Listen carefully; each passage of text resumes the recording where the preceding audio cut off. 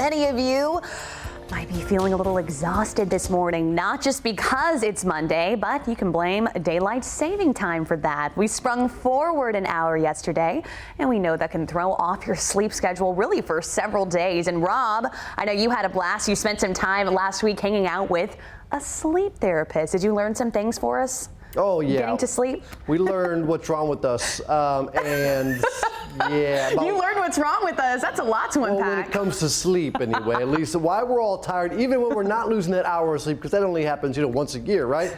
So here's what we can do about it. We do run sleep studies for the patients in these rooms. People spend the night. Ali Hajalakani knows a lot about sleep loss. He's the clinical coordinator at Advanced Sleep Center in Austin, where they see all kinds of sleep issues in patients from 2 up into their 90s. It's a range from insomnia to sleep apnea to narcolepsy. For today, we'll focus on just struggling to get to sleep. He says it all boils down to what they call sleep hygiene, building a good bedtime routine. When you go to bed, what do you do in the bed? What is the environment? You want to go to bed, don't do anything in the bed. Even don't watch TV in the bed. This is a bad idea to have TV in the bedroom. Cell phone is exactly the same. You just have to train your brain that, when you go to bed, it's time for a sleep.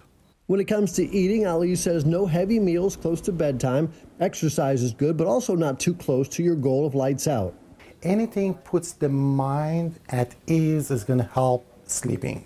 If your physician does refer you to one of the 7 beds at the sleep center, it's normally a 2-night process. A typical treatment if you're struggling to get quality sleep might be a CPAP machine, but not the noisy ones of the past that we think of. The new machines, they don't make any noise. They're very quiet. They're much more advanced compared to 20 years ago. There are so many more treatment options available. Maybe it's a machine, maybe it's medicine, maybe it's just a better bedtime routine. We all want to get better sleep, and there's one person who you can turn to for help. Just discuss it with your primary physician. They're going to help you out, let you know what is the best course of action that you can take. Trust your doctors. Trust your doctors. Always good advice there. And here are some more tips that can help you sleep well. Create a comfortable sleep environment by making sure your bedroom is dark, quiet, and at a good temperature. Of course, good depends on you, right? Whatever you like.